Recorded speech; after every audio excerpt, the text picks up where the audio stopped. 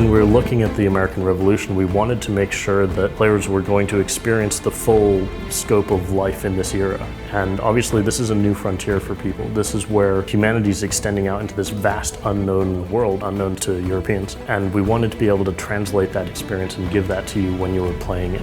We could have taken the choice of just being restricted to the cities, but I think we would have been missing out on a huge amount of what it means to live in this era, in this location.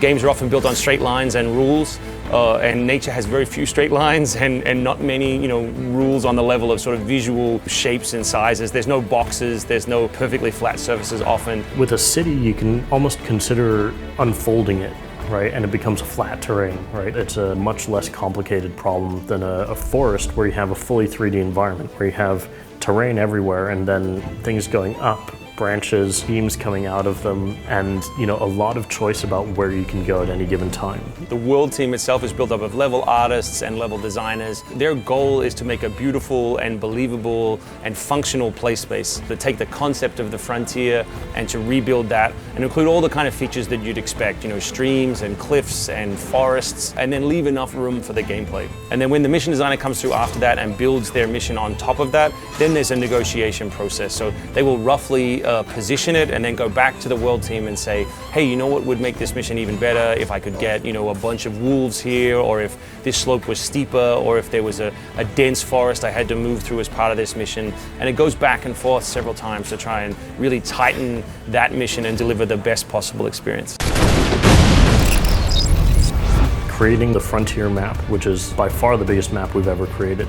It's a completely different style of terrain. We were forced to really reevaluate how we do everything about our navigation systems, our stealth systems, and even the combat was drastically affected by this. When you have the kind of fight system we have where we expect to see connection between your weapons, when I block, I want it to actually connect. Doing that on an undulating terrain was an enormous technical challenge for us. When we added on top the seasons, winter was another challenge, or the change between summer and winter would have to disappear during winter or appear during winter, like the tall grass, for example. So you remove the grass, add the snow.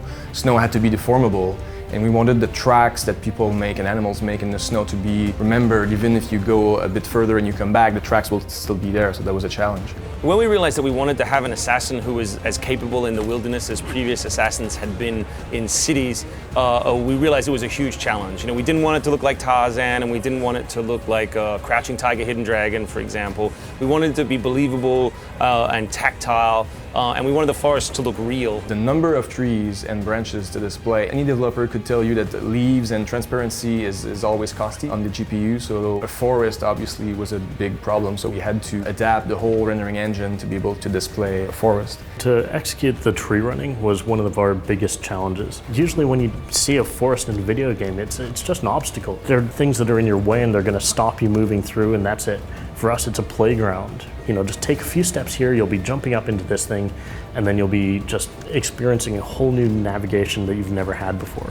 Navigation is probably the strongest pillar of the Assassin's Creed franchise. It's always been beautiful and easy to use and allowed us to traverse all kinds of crazy environments. But when we took it to the forest, we had a whole new set of challenges. Trees are often not flat, they're V-shapes, all these unusual degrees of separation and distances. So instead, for example, of every tree needing to be 8 feet high, because that was how high the animation was, we built a system where basically it could be anywhere from 6 to 10 and the animation would work around it. And we did that for all kinds of things, moving between how wide the angle was on the V-shapes within trees, how broad the branches were, how far apart they were. And luckily, once you get all of those together and position them in the world within many different degrees of those ranges, you start to get a more natural, believable landscape.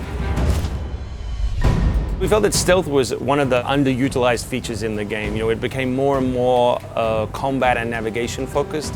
And while we know that we don't want to force people to play super stealthily, we want to give people more options. So we built some features in the game, such as tall grass or bushes that are mobile hide spots that you can move through and remain hidden, so you can sneak up on enemies from a distance. When you're up in the trees, you're much less detectable than you are on the ground. We wanted sort of a branch layer within the forest where you could be above your enemies, assassinating from above.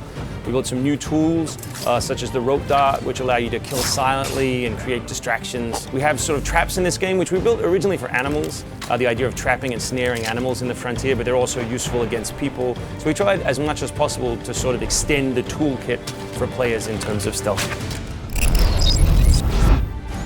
For the animals of Assassin's Creed 3, we decided we wanted to create a hunting system and allow you to be able to go after the animals and hunt them. But I wanted more than just sort of reactive hunting. Typically when you see animals in a video game, it's just, oh, there's an animal, okay, I'm gonna kill him, and that's my choice. That's the extent of it.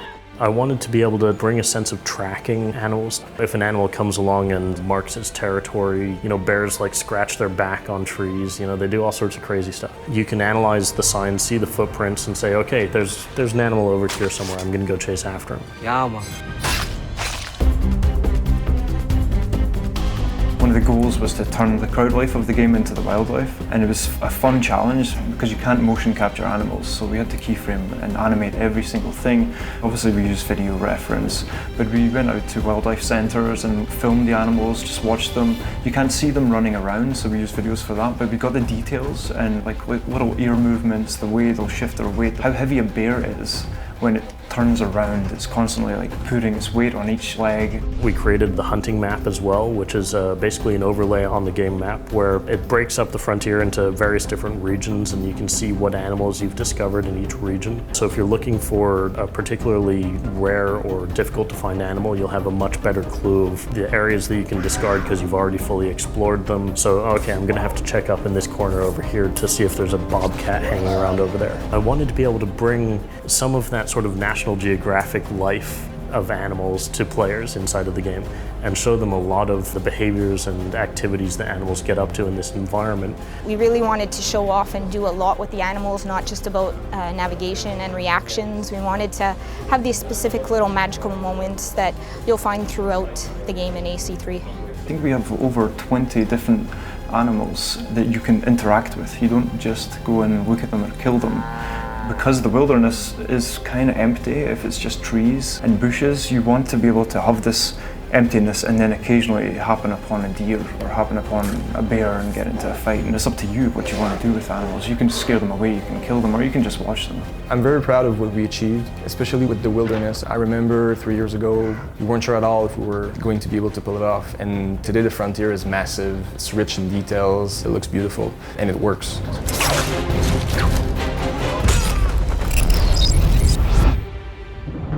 For Assassin's Creed, history is our playground. All of the historical people and events are recreated as they are in a history book or in a documentary, but you, the assassin, are this sort of vein of fiction running through the middle. Boston's 1:3 scale. It's huge, the time it takes for a player to walk from here to the end of the neck. Aim, and then turn your head, because when you pull the trigger, this blows up and would burn your face. The revolution would not have succeeded without navies.